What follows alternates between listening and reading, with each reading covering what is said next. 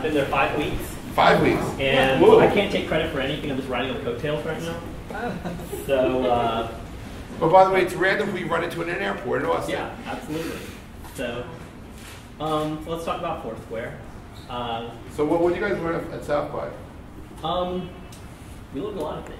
So Jeff covered everything. I have nothing left. I have no more talking to do. So, first of all, I need to apologize to all of you and apologize to Jeff. I'm sorry I'm late.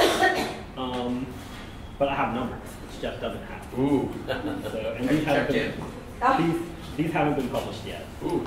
Someone taking notes? So during South by Southwest, we got 76,822 new users. What? Wow. 76,000.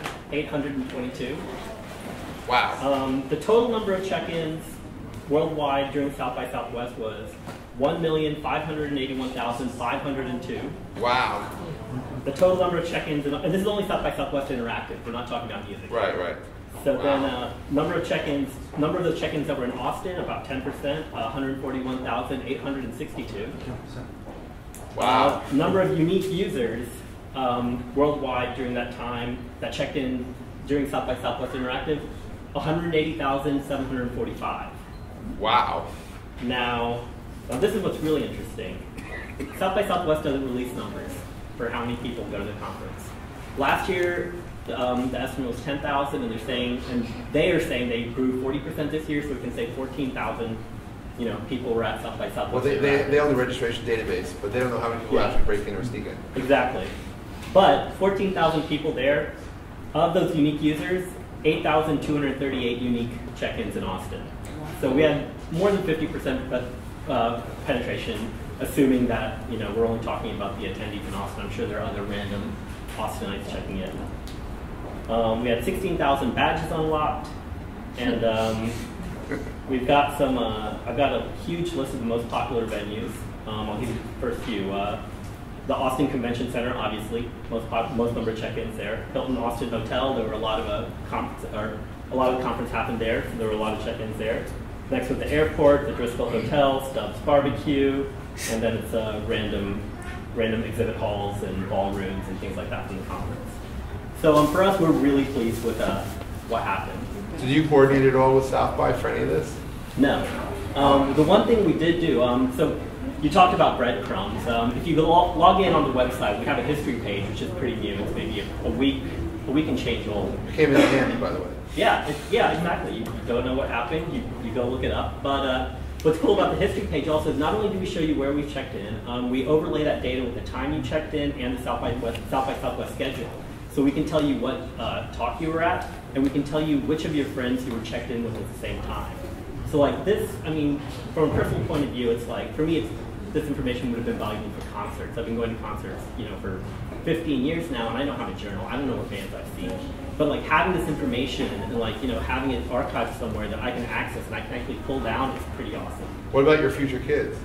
Exactly. Well, that's exactly it. It's like, a lot of people are talking about the activity streams format. It's like we've got our Facebook feed, our Twitter feed, our Flickr feed. It's like we need a standardized format so we can archive this and preserve it, for generations to come. And I think our activity, our check-in history is one of those things. I don't know if I want them to see everything, right? But being able to filter it down would be nice. So I kind of listened to all the questions that happened before, and first of all, I guess, would anyone like from our perspective what Foursquare is? Would anyone like to hear a quick summary? Yes. So for us, we view kind of two prongs of Foursquare. The first is it's a friend finder. It's like you open it up, and you touched on this with your story when you were dropping your kids off in the city. It's like you open it up, you see where your friends are, you can see what's going on, and it's like you can find them. It's like it's great to open it up and realize, oh man, Pat's around the corner. I'd love to go hang out with him. So you send them a text and you go meet up with them. And so that's when people think of Foursquare, that's what they think of. Then the second is it's a city guide, and this is really where we're going to be making our push. We really want, we've accumulated some data, and I think if you think about the type of data we've accumulated, we can do some really cool things.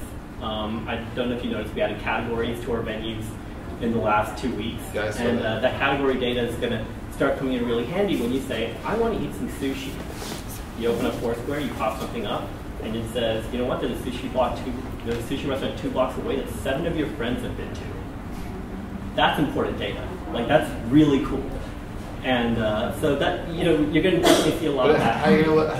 So that's sort of like historic. How are you going to leverage the real-time side of that too? The real-time side of that is, you know, there's the tips, obviously, that people leave. You know, that's definitely analysis of historic data, but it changes behavior. Are you trying to be a real-time Zagat's? I don't know what we're trying to be, but I can tell you what we're, you know, trying to do. And, you know, so that's kind of, you know, one of the city guide direction we're headed in. And then, you know, everybody talks about the game, the badges, the points, the leaderboard. That's just the hook. You know, that's not the value, but when you play and you get those badges, you have a sense of accomplishment. And we're definitely going to keep introducing new badges. Although friends of mine want to get rid of the douchebag badge. How to get rid of the douchebag badge? Yeah. I'm sure a lot of you read the TechCrunch article. It's much more difficult to get the douchebag badge now. And so... Well, at least change the name of it to something else. We're definitely going to have... No? We're going to have sets of badges. Like right now, all our partnership I must tell you badges, that the hookup badge is quite cute. Yeah. Yeah, so I have a funny story about that one. So we talked about the privacy and everything. My friend Kara from New York was down there, and she pushes her check-ins to Facebook. And on Facebook, you can comment on the check-ins, you can like the check-ins. And of course, Kara Davies checks into the Driscoll Hotel with Anoop Ranganath. And with Anoop Ranganath, with me. And then just the comments after that from all our friends were gold. So, excuse me, how many new badges did you create for South by? We had 16 South by badges, and almost all of them were unlocked. I don't know if you noticed, but you might have had your Twitter spam today with the Survivor badge. Yeah. There was a bug in our code, and so we awarded all the Survivor badges today. And what was really funny is I got an email almost as soon as that job ran. I got an email from a friend that was like, "Can I get a Survivor badge for surviving the South by Southwest tweets?" And so, yes. I found that I use, like someone else said, I use Foursquare when I'm in the city, and there's such a diversity of places and it's so large and dense. But living in the suburbs, there's just like a limited number of places that I frequent. So I don't know if it'll ever catch on beyond urban centers. We'd like to think it will. It definitely provides a lot of value right off the bat in the city, just because it's a high concentration of people. And it's, you know, people, like in New York especially, New York's a foodie town, you know, it's like people keep up with these things. But we're going to be, you know, there's definitely going to be some features being added, and, you know, we're definitely making a push to kind of attract the rest of America. Because, you know, right now it's like Foursquare provides max utility in San Francisco and New York, but we plan to change that really soon. How many different cities are you guys active in? Do you know? Well, we used to be city by city, where we had to live in a city to use Foursquare. But I think about a month ago we launched Foursquare everywhere, so you can use it wherever you like. But do you know how many different unique cities have been identified? I don't have that data. Because the thing is, it's like, you know, I'm sure every city might have one person that popped it open. So, yes. I'm interested in what Foursquare and these locations can be used for social development, social issues like people in crisis, people in war zone, people looking for a high ground. Let's say there's a war going on and there's following them. How do you purchase this? I mean, as far as war goes, I'm sure the military has a Foursquare-like tool. I don't think they use Foursquare. But I think, I don't know the answer to that. You know, if you look at like the Katrina situation, could you use it to like find your family and find your friends and figure out where everybody is? But when the infrastructure is knocked out, you know, Foursquare doesn't really work. So, I wonder if anybody else has any thought on how you could use location services in social development or social thoughts, or how you can use it to make a difference rather than business. I have one story. It's a funny story. My wife went out with friends, and at 2 in the morning I get a call, and she says, "I'm drunk out of my mind. I'm in some toilet in a bar. I have no idea where I am."